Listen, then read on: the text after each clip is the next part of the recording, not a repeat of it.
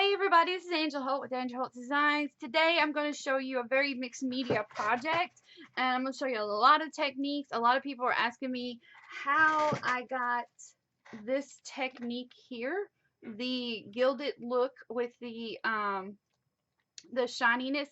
So I am going to show you that very look onto this box. I'm also going to be using some wonderful relics from Prima Marketing. I pulled out a bunch of different relics, and all of these can be purchased at May's store at creatingwithdetailstore.com. And if you use the code Angela20 uppercase A, you can get 20% off of your order. And it's a $25 minimum, which with all the things that she has in her store, that would not be hard to add up because she has some wonderful stuff.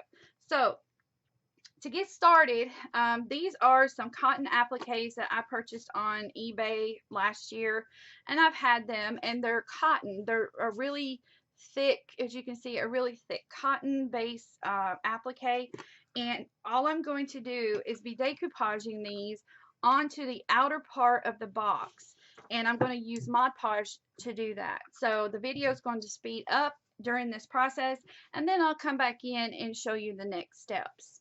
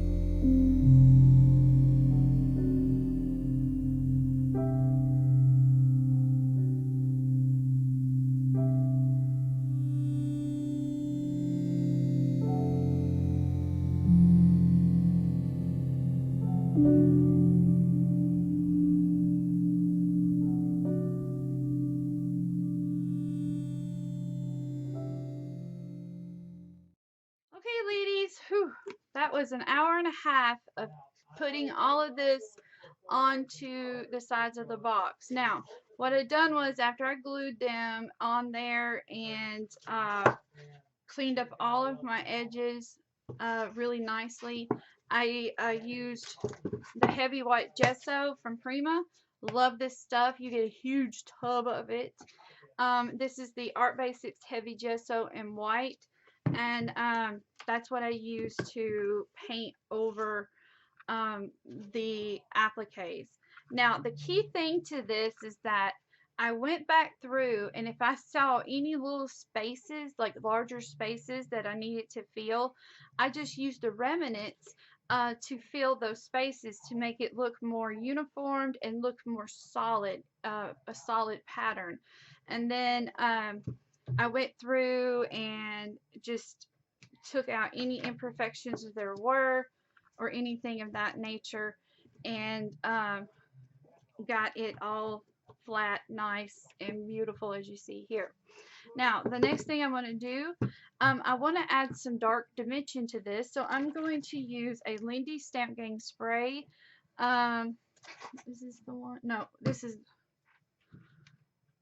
yeah, this is the one. It's called, this is my favorite. It's called Bodacious Blush. And I'm about out. I'm going to have to order me a new one. And I'm just going to spray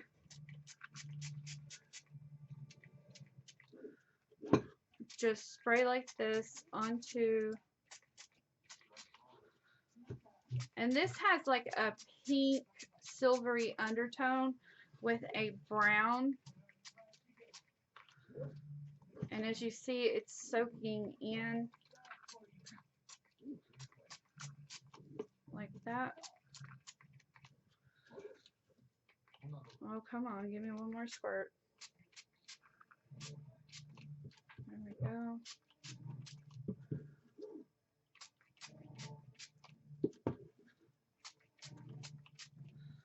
Alright, that's what I want. As you can see, you have that pink, and see how it's bringing out the shapes and stuff, and that's what I want. So I'm going to hit this with a heat gun.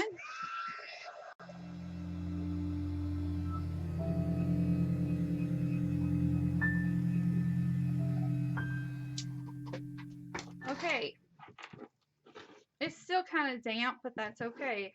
But as you can see, it's really brought out that design and everything, which is what I wanted right there. Beautiful, just love it. Alright, so now I have Prima's metallics. This is acrylic paint metallic. This one's light patina, and there's also another one I'm going to go get. Hang on just a minute. I have pulled out also a metallic emerald green, and this one is called Dark Velvet. It's a really beautiful purple and green color. I do have two of these left in my store, and I do have a couple of these left in my store. So what I'm going to do is I'm going to brush this using my favorite brushes for 2016 are the Finnabar brushes from Art Basics. I love these brushes. They are very sturdy and they're wonderful, and they also have various tips on the ends. I really, really love this right here. Okay, so now what I'm going to do is prep these. You want to give them a good shake, and I'm just going to brush some of this color onto this because the thing I'm going to create here is going to have these same colors. So I'm going to open the patina first. I'm going to take from the lid, and basically what I'm going to do is dry brush like that. I don't want to use a lot, like make it darker in some areas than others. You know, like that. Then you're going to do the same thing on all 4 sides.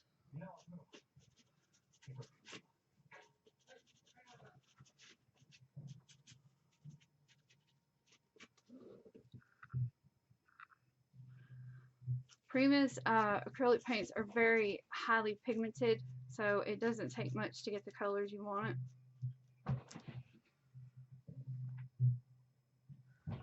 So they're really, really nice.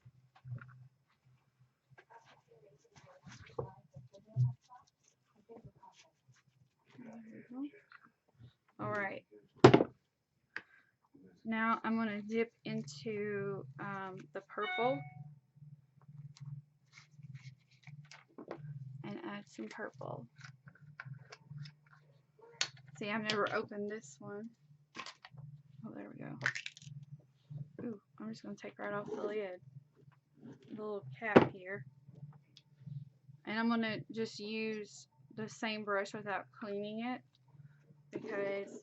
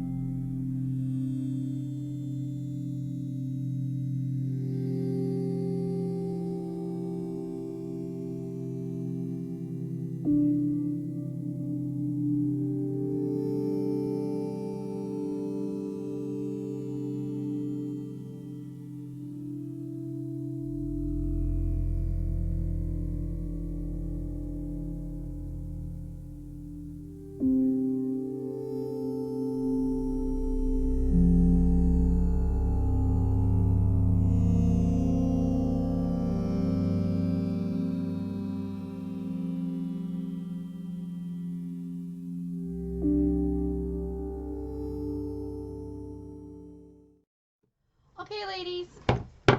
You saw me do a lot with this box, you know, adding some deco full texture right here, putting some more color down, really making this box look very, I don't know, galaxy-like or very different. I like the colors. I love that purple color from Prima. Now, also I'm going to be using this Art Extravagance texture paste. This is the gold crackle. And it's a metallic gold paste which provides antique crackled effect. The size of the crackle will vary depending on the thickness. And you can dry it with heating tools, although the crackles will be less intense. So works on surfaces including canvases, wood, paper, metal, and everything. So apply with a palette knife and texture tools. So I'm going to apply some pretty thick on the top and just kind of play with this because I just want to, this is a very mixed media box that I want to play with. As you can see, I think my husband's watching a shoot 'em up thing. Hang on a minute. I'm about to shut my door.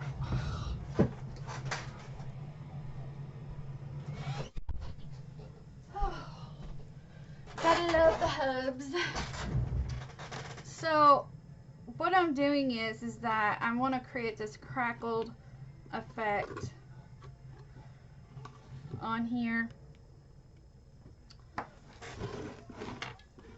You know, like thicker in some areas and thinner in others. Just like that. Then I'm going to bring some through here. And I thought about putting a little, just kind of seeing what it does here. You never know what it's going to do until you try it and see what happens. That's how you learn with art. You know, you can make a mistake, you can always fix it, you can always, you know, make it better, try to do something different. You know, it all depends on the artist. So there's never really any rules to your creativity. So don't ever feel like you are stuck with the norm. I don't like normal, so never have, because it gets boring to be normal. So, and as you can see, I'm just adding this like that. Got one more spot I want to look at right here, and I'm going to let this dry and we're going to see what happens, you know, because I think it's going to be awesome.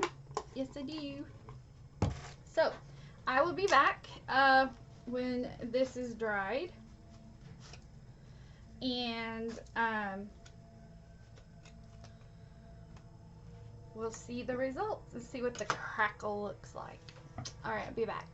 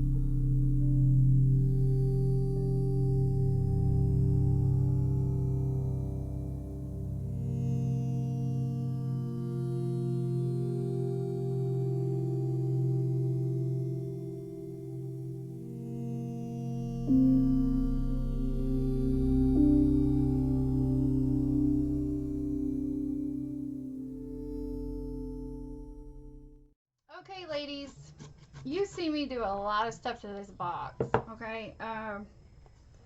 And these are the final touches I'm putting on it. This is a Nouveau Embellishment Mousse. I'm sorry, Nouveau Embellishment Mousse. I have talked about this product before. It's by Tonic Studios. And this is the Mother of Pearl color. Very beautiful. I sold out of it. And I could see why. So, because it's amazing. So what I'm doing is I'm taking my brush and I'm very lightly gathering some onto the brush, and I'm doing a lot of dry brushing, and as you can see, you got that look. So all I'm doing is going back and forth, even around the feet. Now my feet has been giving me a little bit of trouble of staying on, because I use an E6000 quick dry adhesive, and it's supposed to be a quick stick but dry in 24 hours like all adhesives, you know, all E6000s do. But as you can see, I'm dry brushing this into the box itself, and I've also done it here on the top, and what it does is it just gives it a beautiful sheen. It gives it it brings out all of those colors and steps that I put in there, because I'm going to show you. Like right here, you can see the deep purple through there. You can see the gold that I did, the blue and the white, and it brings it out. It really, really makes it beautiful. And right here, here's a good example. Look at that. It looks like it's been inlaid into there. So it's all about layers, layers, layers, layers, layers, layers, and that's what makes it look like it does. So all I'm doing now is dry brushing that on. Now my goal as to what I'm going to create on top of the box is kind of like a Finnabar style collage. And I'm not going to be using a photo per se. I don't know quite yet, but I am going to be using Again, these relics. And I'm going to be using this. So I'm going to open this up, kind of give you an idea.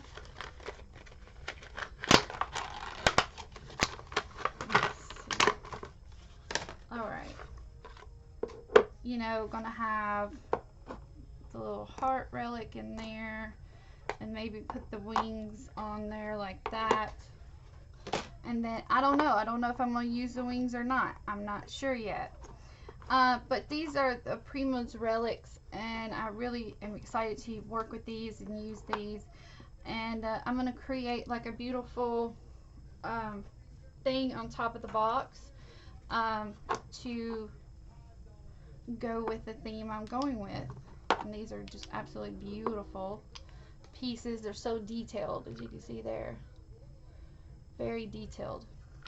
So, and May has these in her store, by the way. So, and the box inside is white. I just painted it white. On the front here, I have a closure piece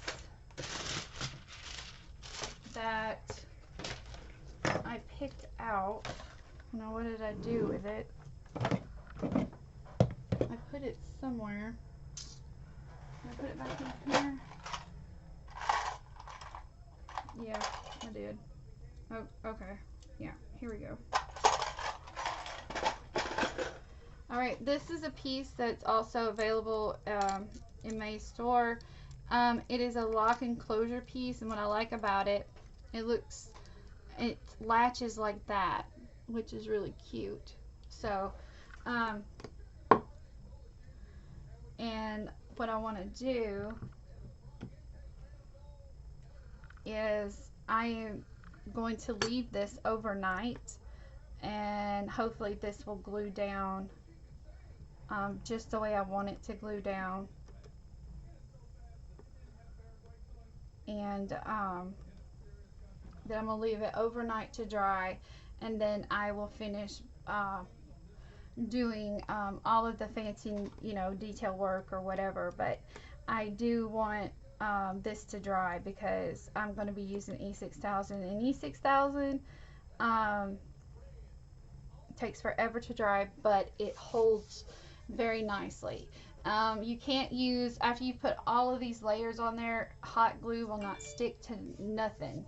It won't stick to it. It'll fall right off, and it will just not work for you. So you will have to get E6000 to put any hardware onto the box after you've put all of these layers and layers and layers on here. So what I'm going to do is attach this piece and call it a night, and let this dry overnight, and make sure that my legs are on there. I'm going to leave it like this, you know, and then we'll finish up the box tomorrow. Hopefully I will have figured out what I want to do on the top of it, and we'll start working with this beautiful relic from Prima. There's so many beautiful ways you could decorate that relic, and I'm excited to try. So I hope you've enjoyed part 1 of this tutorial, and I will see you in part 2.